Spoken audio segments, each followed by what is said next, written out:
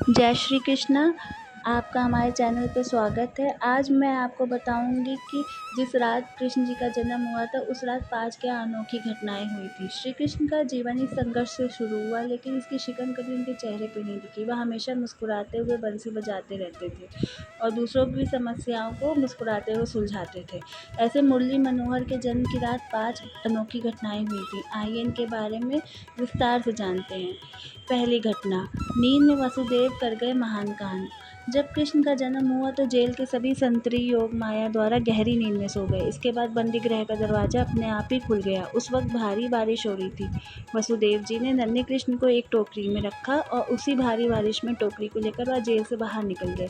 वसुदेव जी मथुरा से नंदगांव पहुंच गए, लेकिन उन्हें इस घटना का ध्यान ही नहीं था।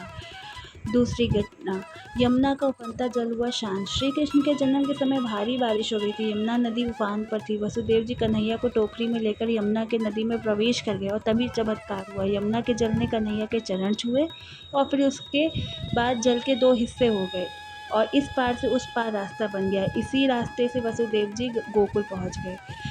तीसरी घटना, बच्चों की हुई अदला बदली कोई भी नहीं जान पाया। वसुदेव कृष्णा जी को यमुना के उस पार गोकुल में अपने मित्र नंद गोप के यहाँ ले गए। वहाँ पर नंद की पत्नी यशोदा जी ने एक कन्या को जन्म दिया था। वसुदेव श्री कृष्ण को यशोदा के पास बुलाकर उस कन्या को साथ ले गए।